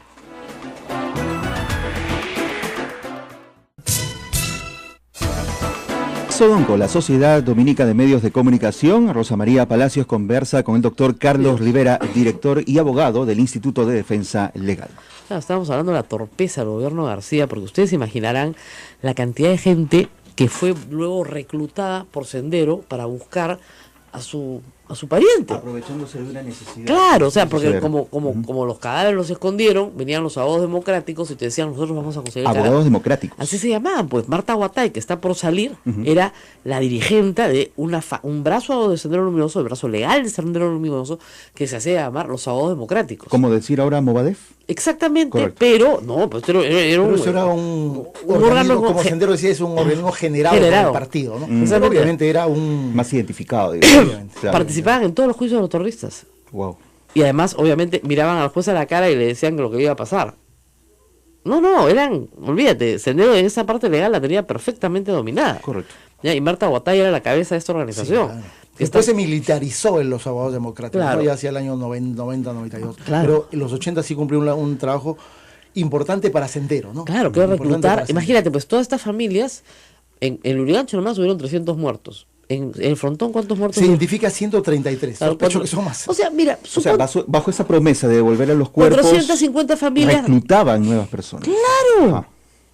Porque además muchos creían que su familiar era inocente, ¿ya? Y que no les querían entregar el cadáver, ¿no es cierto? Que los habían asesinado además. Claro. Les juraban odio eterno al gobierno por haberlos asesinado. Y listo. ¿Ya? Y listo, pues. Entonces ahí tenías a los Un hijos. puente a la radicalización de los familiares, ¿no? Claro, pero sí, es que no se puede ser más torpe en el manejo. Pero en fin, ya, hablando de eso. ¿Quiénes están procesados en este caso el Frontón? Solamente los autores materiales, ¿no? Un grupo de autores materiales. El caso tiene varias etapas, ¿no? Una primera etapa muy larga en la que no ocurre nada. Nada. El año 95, de las más de 30 sentencias de la Corte, la primera que emite la Corte contra el Estado peruano es el caso de Negra Alegría, también 2 víctimas del Frontón. Claro. Luego el IDL recurre a la Comisión Interamericana con el caso de Norberto Durán y Gabriel Ugarte, el caso de Durán Ugarte, Sí. en el que obtenemos una sentencia el año 2000. Esa sentencia sí ya tiene consecuencias porque la Corte ya ordena que el Estado peruano desarrolle investigaciones. Se inicia una investigación el año 2001, ya en el Ministerio Público. En el juicio de la Corte nos descubrimos una cosa que no sabíamos en absoluto, que era que había ocurrido un juicio militar entre el año 86 y el año 89, cosa que había sido completamente secreto. El señor Tapia, actual abogado de los militares, era el agente del Estado peruano, y le dijo a la Corte que no podía haber un nuevo juicio porque ya estaban juzgados. Y la Corte dijo, oye, ¿pero qué juicio? Es que Y él secreto. informó que había existido un juicio en la sede militar. 111 marinos procesados, 111 marinos absueltos. Lógico. Obviamente, ¿no? Ya.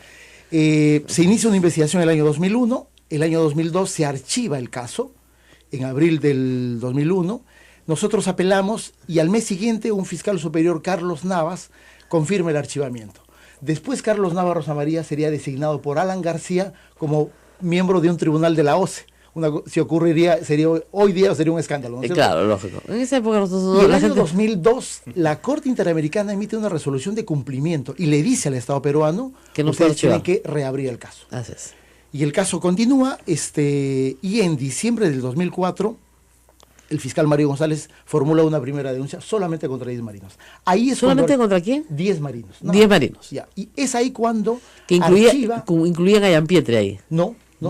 Son 10 elementos operativos de la FODES, pero nada más. Ya. Y archiva la investigación a favor de García, Iampietri, Nicolini, Arnaiz, Mantilla. Mantilla, todos los que podrían ser considerados como autores inmediatos, ¿no?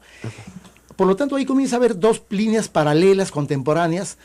En enero del 2005 se abre el proceso penal, que hasta es el que mañana comienza el juicio, y a la par hay una vía de apelación al interior del Ministerio Público. Esa vía de apelación termina en una fecha muy simbólica como gesto de amor, el 14 de febrero del 2007, en la que finalmente el Ministerio Público decide archivar ya de manera definitiva la causa sobre los autores mediatos. Y dice, punto final, esto... O sea, ni García, ni Mantilla, ni Pietri, ni nadie. A pesar de que... O sea, ellos eran un grupo de marinos loquitos que decidieron ellos solitos fusilar gente. Exactamente. Porque eran unos psicópatas, la tesis que organiza el fiscal del caso es que solamente son responsables los que han ejecutado la operación y no los que dieron la orden. De manera evidente han dado la orden, ¿no? Es un disparate. Y luego se cierra la investigación de los autores mediatos y posteriormente el 2009 se amplía contra otros 23 y el 2013 se amplía contra otros 2. En concreto hay 35 denunciados, 35 procesados. Y mañana empieza el caso contra 35 personas. Mañana va a empezar el caso contra 34 porque la semana pasada la Fiscalía ha advertido que uno de ellos, Eduardo Castillo, en realidad tiene la condición de colaborador. Ya, ok. Ha retirado la acusación, nos quedamos con 34. ¿no? Muy bien. Por lo tanto, solamente son los autores materiales, ¿no es cierto? Ahora, en el proceso ellos pueden contar la historia, ¿no? Y de hecho la han contado, ¿no? Muchos de los marinos la han contado y muchos de los testigos la han contado. De hecho, probablemente los testigos que declaraciones más relevantes dan cuenta de cómo hay una intervención del poder político en ese tema son justamente los elementos militares. Claro. Gian Pietri, Carlos Mauricio Agurto del Comando Conjunto, los oficiales que están en una posición de comando y que tienen una relación muy cercana y, como ellos dicen, permanente y constante entre el 18 y 19 con la presidencia de la República. La Fiscalía decidió no ver esa parte, obviarla y decir que aquí no puede, que ellos... Ahora, la Corte no puede volver a intervenir y decir, señor, en cumplimiento de nuestra resolución... Ahí viene toda una historia, ¿no? El año 2012, cuando Luz Ibáñez hace esta acusación de cerca de 500 páginas...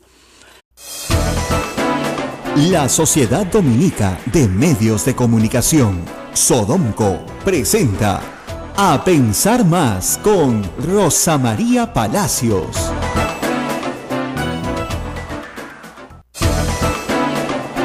De la mañana en punto, bienvenidos, hoy es jueves 7 de septiembre del año 2017 y estamos con Rosa María Palacios. Hola, Rosa María. Muy buenos días, amigos, tenemos muchas noticias en el Perú, pero también noticias internacionales que nos van llevando de una situación de emergencia crítica en la temporada de huracanes, temporada de huracanes en el Caribe, temporada de huracanes en el Golfo de México también, y en realidad, estas cosas pasan en el Atlántico con suma frecuencia en esta época. La semana pasada el Golfo de México generó una masa de vientos gigantesca que se convirtió en un huracán, en el Harvey, que asoló sobre todo la ciudad de Houston. Pero en este momento hay un huracán grado 5. La última vez que yo vi un huracán grado 5 fue hace 25 años, el Andrew, que destrozó Miami. Y este es grado 5. Anoche la buena noticia era que estaba pasando al norte de Puerto Rico, es decir, el ojo no estaba pasando por encima de San Juan, sino un poquito más mar adentro, pero iba directo esta madrugada hacia Turks and Caicos, que es una zona de islas. Para nuestros oyentes que no conocen esta zona del mundo, pues es una zona de islas donde no hay grandes elevaciones, o sea, no hay ningún lugar a donde trepar si quieren, ¿ya? Sí lo hay, ¿no es cierto?, en islas grandes como Jamaica, como Cuba, como República Dominicana, que sí tiene cadena montañosa, pero una isla pequeña como Antigua, por ejemplo, no tienes muchos sitios a donde ir. Montañas que repelen de pronto el huracán. No, que te puedas resguardar dentro, o sea, en altura. ¿Por qué? Hay que ganar altura en estos casos. Claro, porque las olas son de los metros que establezca la lluvia y el huracán. Las olas entran y barren con las casas, digamos, que están muy pegadas al mar.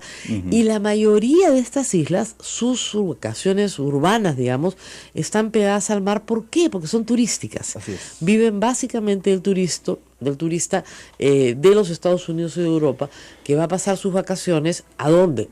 A la orilla del mar, que es lo lógico. Ahora, son construcciones básicamente de madera, de drywall, muy, muy inestables, y cada 25 años estos países se reconstruyen enteros. Según el reporte ayer, 99% de las construcciones en Antigua están destruidas. Eso incluye muchísima infraestructura hotelera. En Barbuda y en Antigua es donde primero han caído. Yo conozco Antigua, es una isla preciosa realmente, pero la conozco en el año 91 y te estaba contando que esas cosas que tenemos a veces los chanconcitos, nos buscamos una iglesia católica que había. Y fíjate que eso ha sido colonia británica, ¿no? Entonces, sí había una iglesia católica. Y a la hora de las peticiones, yo era nueva, pues, ¿no? Joven, era el 91. De repente, Señor, te rogamos que en esta temporada de huracanes tengas misericordia de nosotros. Estaban en plena temporada de huracanes. Sí, entonces yo miré y yo no tenía ni idea, era octubre, por eso, ¿estamos en temporada de huracanes? ¿No? Nadie me ha dicho nada, ¿qué hacemos aquí? Entonces, la temporada de huracanes va hasta noviembre, ¿eh? Es bien larga. Y es bien larga porque tiene que ver con el calentamiento del agua, con el calentamiento del agua del mar. Y bueno, efectivamente, cuando preguntamos de acá, ¿dónde está pues la parte colonial, antigua? En las islas del Caribe lo que sobrevive mucho es lo que se hizo de piedra. Por ejemplo, en San Juan, el viejo San Juan, sobrevive todas las murallas de piedra que hicieron los españoles. Todo lo que son fuertes militares sí sobrevive. Pero todo lo que se ha hecho de madera, el huracán se lo lleva. Bueno, y la intención de hacerlo de madera es precisamente para eso, para que se pueda reconstruir fácilmente, me imagino, en el momento. Muy fácilmente. Pero me comentabas algo interesante, que en medio de estas pequeñas edificaciones de madera que son las viviendas, hay zonas muy seguras, como búnkers. El baño es el baño. ¿Por qué? ¿Están hechos con material noble? Lo que pasa es que no es que estén hechas con material noble, sino que, digamos, primero el huracán se va a llevar el techo, se va a llevar las paredes, se va a comenzar a llevar los cuartos, y el baño normalmente está en el centro de la casa, entonces la gente suele esconderse en los baños. En lugares donde sí hay posibilidad de tener subsuelo, sí se hacen, eso es sobre todo en zona de tornados, en el Midwest americano, sí se hacen sótanos, ¿no es cierto? Te metes debajo. Pero en estas zonas no hay ninguna posibilidad de hacer sótano porque son terrenos pantanosos. Exacto. O sea, en Florida, ¿dónde vas a hacer un sótano? Son suelos inestables. Es como si tú hicieras un sótano en los pantanos de Villa, pues, no se puede, se te inunda de todas maneras, ¿ya? Entonces, no aguantan. Tienes que meterte a la zona más segura. Ahora, lo más seguro es hacer, como dicen siempre, lo que te dicen las autoridades. Y tienes que evacuar. Evacuar significa irte al norte lo más lejos que puedas. Ganar terreno. Ganar distancia. terreno. Lo que pasa es que lo que te piden es que te alejes de la zona de la costa. Correcto. Por estas olas inmensas que caen y destruyen todo a su paso. Y por la cantidad de lluvia que te cae encima. Entonces, que busques refugio. Colegios, por ejemplo, estadios. ¿Tú te acordás del estadio famoso en New Orleans, en el huracán Katrina, donde habían 5.000 personas refugiadas y que no habían comida y comenzó a faltar agua? Pero estaban vivos, sí estaban ahí. Sí, pero aparte faltaba insulina, faltaban cosas esenciales, ¿no es cierto? Entonces fue un drama, porque los Estados Unidos, el país más poderoso del mundo, en ese momento no había crisis, etcétera, etcétera, no podía poner insulina pues en un estadio, ¿no? Con 5.000 evacuados. Entonces implica unos esfuerzos enormes. FEMA en inglés, que es la agencia, como nuestro INDECI, digamos, está ahorita al borde de la quiebra porque está atendiendo a lo de Texas. Y si ya se le está acabando el presupuesto. Entonces, esta semana el Congreso tiene que aprobar una extensión presupuestal gigantesca para FEMA, porque si no, no tienen cómo atender. Olvídate de Puerto Rico, tienen que atender toda Florida y han declarado en emergencia las dos Carolinas, Carolina del Norte y Carolina del Sur, y Georgia. Entonces, porque eso es divertidísimo. Discúlpenme, a mí el tema del clima me apasiona. La cara de Eduardo, esta señora se ha pasado la noche viendo. Estamos implicados directamente en ese tema. Muchas de nuestras familias se encuentran en zonas del Caribe. Claro, entonces, o en zonas de Miami. Por supuesto. En Florida. Florida es un refugio de migrantes peruanos. Sí, entonces, ¿qué es lo que hacen los meteorólogos? Estudian patrones de comportamiento de huracanes anteriores, establecen modelos y establecen una especie de espagueti que sale en la televisión de por dónde podría ir el huracán. Ahora, es curioso porque los modelos europeos son mucho más precisos que los modelos norteamericanos. Y ayer me explicaron por qué. A ver. Es interesante. En la NBC está la respuesta en 30 segundos. No, sí, creo que buenísima. Primero porque el modelo europeo es de mañana y de tarde, se hace 2 veces al día. Y es de acceso pagado. Entonces tienen un supercomputador, o sea, sus computadores tienen mucha mejor predicción, potencia, etcétera. El modelo americano es público, se hace 1 vez al día. Entonces la precisión del modelo europeo siempre ha sido, en casi todos estos eventos, cuando se ha contrastado posteriormente lo que pasó versus lo que... Y ahí sí es predicción, ojo, ahí no es encuesta, ahí sí hay una predicción, no se puede decir con exactitud dónde va a tocar el huracán. Bueno, los más precisos son los europeos, siempre. Entonces han comenzado a preguntarse por qué, ¿no? Porque tienen más información. ¿Y qué pasa? Que la diferencia, digamos, son como 220 millas. Y 220 millas en distancia es un montón. Es como de acá a Ica, por decirles. Entonces, yo no sé si el huracán va a caer en Lima o va a caer en Ica. Pucha, es una diferencia bien grande, ¿no es cierto? Mover a tanta gente. Exactamente. Sí, y además, en el Andrew, por ejemplo, le dijeron a la gente, vayan hacia adentro de la zona del condado de Dade, ¿no? O sea, obviamente evacúen toda la línea costera, que estuvo bien, pero el ojo del huracán pasó por encima de Kendall. Y la gente que está, muchos testimonios de peruanos que han vivido terremotos, ¿no es cierto?, me decían, prefiero el terremoto. Porque el terremoto dura 1 minuto, 2 minutos, ya, acabó. El huracán es la noche entera. Y es un ruido ensordecedor. Y tú estás encerrado entre un baño, a veces con muchas personas, y afuera escuchas que se está acabando el mundo. Y no sabes lo que está pasando, estás a ciegas, porque además se apaga la luz y además se corta el agua. Entonces la gente se desespera por conseguir agua y se desespera por conseguir comida, porque sabe que durante 3 o 4 días nadie lo va a ayudar. Pero por lo menos en el caso de los huracanes eso se puede predecir. La ventaja es que se puede predecir. Antiguamente no se podía predecir. Hasta 1935 hay un gran huracán, por ejemplo, esta historia es horrible, la verdad, pero si ustedes van a Key West, que es el último cayo de la Florida, se van a dar cuenta que pasan por puentes sobre el mar de 5 kilómetros, 8 kilómetros, es puro mar. Tú ves a los dos lados mar. Dije, ¿cómo construyeron esto? Bueno, estaban construyendo la primera vez el primero, el que hay ahora es muy moderno, y un huracán pasó y se llevó a todos los trabajadores. Pues no había forma de predecirlo. Ahora sí, ¿por qué? Desde que tenemos satélites en el espacio, es evidente que es mucho más fácil de predecir. Claro. Los satélites se comenzaron a lanzar mucho tiempo después. Antes se usaba el barómetro y otros instrumentos de medición de la temperatura del aire para establecer si iba a llover, no iba a llover, cuánto iba a llover. Ahora lanzas el satélite al espacio y tienes toda la información. He escuchado que este huracán tiene 290 kilómetros por hora en cuanto a velocidad, claro, y que es uno de los más peligrosos en 100 años. Sí, porque los gringos miden todo en millas, ¿ya? Sí. Entonces, una milla es 1.5, me parece, o 1.4, ¿ya? Kilómetros. Entonces, es como si te atropellara un tren.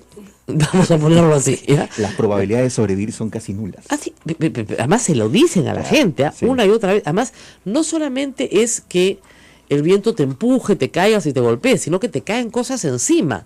O sea, aparece un yate en medio de un parque, ¿no es cierto? Sí. Claro, un container encima de un edificio. Ayer la preocupación central en Miami, que todavía no ha tocado el huracán, va a tocarlo probablemente el sábado en la mañana, la preocupación central en Miami era qué hacían con 25 grúas que estaban en la línea costera construyendo.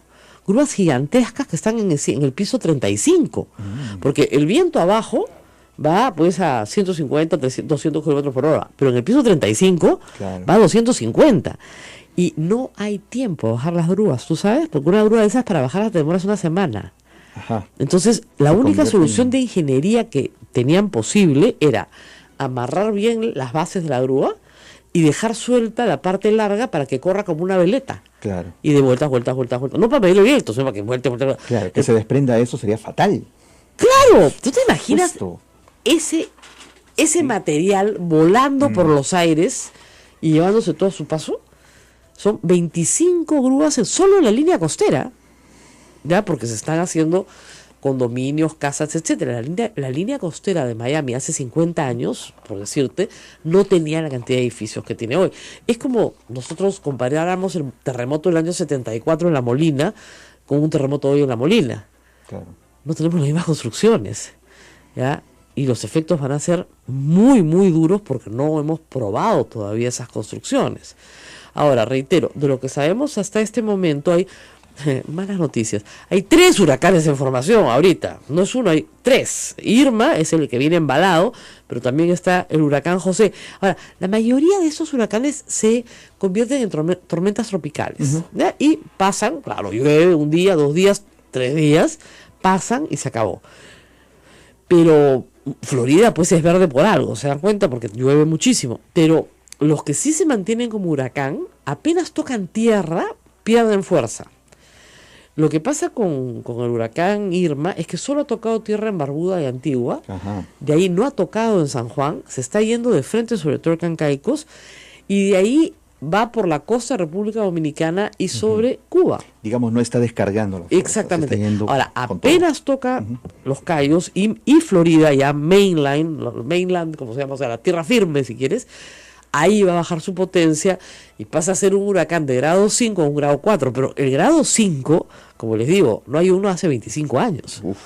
Y se mide por la intensidad del viento, y como me explicaron ayer, es igual que como los terremotos. No es que el terremoto... cuando nosotros decimos es punto 5, ya el punto 6 es un poquito más y el punto 7 un poquito más que el 6, no, es exponencial. Entonces un huracán grado 5 es 500 veces más destructivo que un huracán grado 1. O sea, el 1 es 1, el 2 es 10, el 3 es 100, ¿se dan cuenta? O sea, va subiendo hasta que llegas a 500 veces más destructivo, es recontra destructivo. Terrible. Ahora, también hay que decir que en el paso de los años, porque para eso sirve la tecnología, se ha inventado muchísima tecnología anti-huracán. O sea, ventanas que parecen que son vidrios, ¿no? Pero que parecen de acero, que no pasa nada, que evitan que las cosas entren y destrocen lo que está en el contenido de la casa, por ejemplo, ¿no? Entonces sí hay tecnología nueva y se va a probar en este huracán. Ese es el tema, que se pruebe en el momento catastrófico, ¿no? Bueno, claro, la has probado en el laboratorio. Pero a ver, crea 290 kilómetros de aire por hora, es bien complicado. Claro, ¿no? se crea en el laboratorio, pero una vez que, por ejemplo, la Católica, que tiene la mesa basculante para hacer terremotos, Ajá, sí. ahí se prueban las técnicas de construcción. Así es. Pero todo científico sabe que la naturaleza es la verdadera prueba, ¿no? Entonces eso es lo que hay que ver ahora. Bien. Nos vamos a la pausa y a todos nuestros amigos que nos escuchan en los Estados Unidos, que sé que son muchísimos, pues a obedecer las indicaciones, ¿no? Acá en el Perú también. Si nos avisan que hay que hacer algo, hay que hacerlo. O sea, no sea peruanito, como digo, no se me haga el peruanito. No espere todo el último momento. Claro, y hay las colas muy largas, muy largas de evacuación. Porque la entrada a Los Cayos es una sola carretera, no hay otra, ¿ya? Es una, la US One, no hay otra. O sea, o te vas por esa o te vas por esa. Y una vez que entras, digamos, a tierra firme, no hay muchas vías de evacuación. Si usted ve el mapa, digamos, de los Estados Unidos, Florida, pues es una tripa larga. Y usted tiene que ir hacia el norte. No hay muchas, o sea, ¿no es cierto? No hay mucho, tienes que ir de sur. Colas y colas. Claro, tienes que ir de sur a norte, no hay otra forma. Y son muchos, y además es que escasea la gasolina inmediatamente, y porque la gente se queda botada sin gasolina, a no sé, pues 300, 400 o 500 kilómetros, pero ya sabe que no puede ir más lejos. Entonces tienes que saber dónde están los refugios, porque sí, los condados ponen refugios. Entonces hay que saber aquí, sobre todo si se va con niños, ¿no? Pausa y volvemos.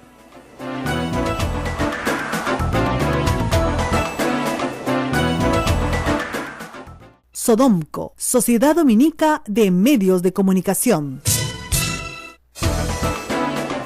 8 de la mañana, 19 minutos, continuamos. Esto es A Pensar Más en la Sociedad Dominica de Medios de Comunicación. Estamos con Radio Santa Rosa en Lima, también en Facebook Live, en donde ustedes pueden dejar sus comentarios y también sus preguntas. Radio Santo Domingo RSD Chimbote, Radio San Martín Arequipa, Radio Veritas RTV Cusco, Radio Cepagua Ucayali y también con Radio Quillabamba La Convención y Radio Madre de Dios en Puerto Maldonado, que se prepara para la visita del Papa Francisco. Estamos con Rosa María Palacios y nuestro invitado hoy, el doctor Carlos Rivera. Adelante. Carlos sabe todo lo que vamos, pero no sabe cómo llegar. Le estamos explicando acá todas las rutas posibles. Parezco el huracán Irma. Una ruta que no es nada comercial, que creo que los mapas de Uber deberían considerar para llegar al centro. Ni la cuentes. Era como no, por eso te digo. La época en que yo trabajaba en Exitosa y me iba por el Cerro Armatambo, hasta los taxistas me miraban. Dele, le digo, yo sé por dónde lo estoy llevando, cacho. Este es un paseo paisajista, 3 huacas, por lo menos tiene la huaca Lechuza, la huaca Armatambo. Una ruta histórica. Usted conoce todo.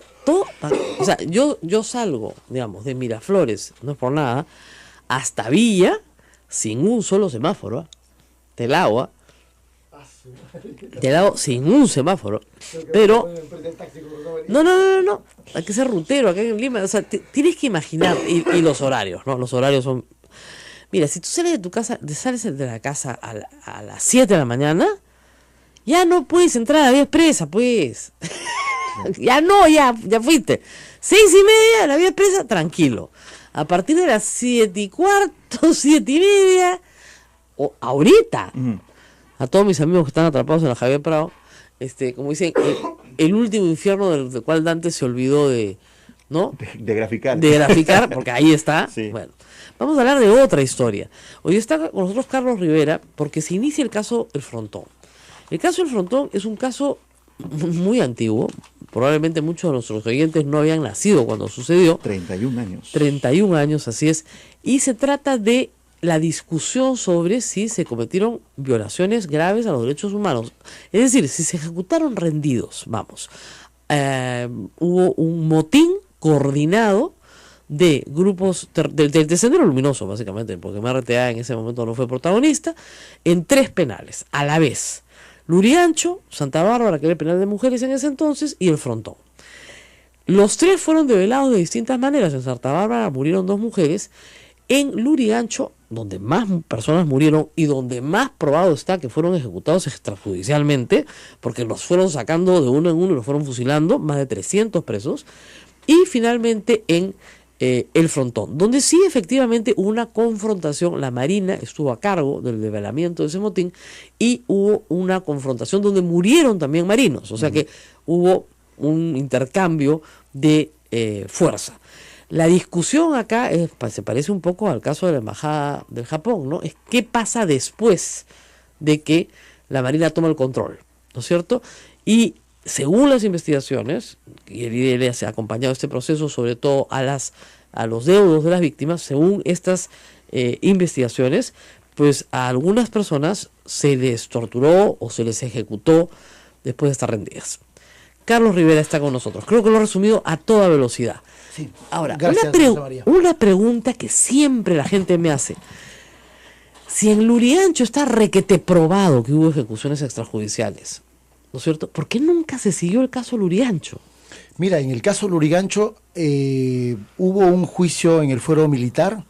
Resultó condenado 2 oficiales, uno del ejército y uno de la policía. El comandante Cabezas. Cabezas y me parece que en ese momento era coronel Rodríguez Rabanal.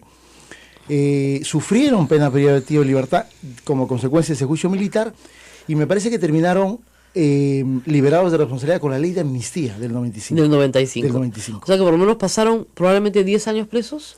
Yo creo que un poco menos, ¿no? Y luego, ya con la llegada de la democracia, entiendo que el juicio se anuló por haber sido en la justicia militar. Y mira, por lo menos hace unos, ¿qué te digo? 6 o 7 años, hay una investigación abierta en el Ministerio Público. No.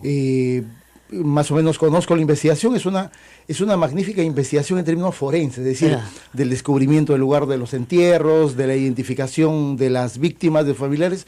En eso creo que es una investigación ejemplar, pero no se ha formulado denuncia, con lo cual, en realidad... ¿Qué le pasa al Poder Judicial, a la Fiscalía que no formula acusación? En este tema no hay forma de entender, en realidad, como tú has diagnosticado de manera súper correcta. En el caso de Lurigancho, la situación está mucho más clara, en términos de que hubo una decisión de ejecutar a todos los internos y además el proceso de ejecución de los internos duró menos tiempo. Para la madrugada del día 19, porque hay que recordar esto comienza en la mañana del 18 de junio y por lo menos en el tema del Frontón termina en la tarde del día 19, en realidad en el caso del Lurigancho es una cuestión de pocas horas. A ver, en un boquete, para los que no están familiarizados, en uno de los pabellones donde estaba el pabellón B, me parece, donde estaban todos los terroristas, la policía... El pabellón industrial. Industrial, perdón. Abren este boquete, hay fotografías del boquete, y por ahí entran y los sacan. Sí, a todos. A todos. Los forman y comienzan a fusilarlos de uno a uno. No hay toma de rehenes en este caso, como sí en el caso del Frontón. Claro. No hay captura de armamento de personal del INPE. En el caso del Frontón sí lo hubo. Y no quedó, les cuento. No quedó nadie. No quedó nadie. Así es. No quedó nadie. No quedó uno. Los mataron a todos. Exactamente. O sea, te digo, además con gran eficacia. Más te demoras en matar ovejas, te digo, Fue una cosa, una carnicería. Y luego, y no solamente, eso es dejar que no haya ningún tipo de no prueba. solamente eso, sino que estas personas fueron enterradas en distintos lugares del Lima, en cementerios, sí, en tumbas CNN, y no se les quiso entregar a los familiares los cadáveres de los muertos. Eso, Rosa María, ya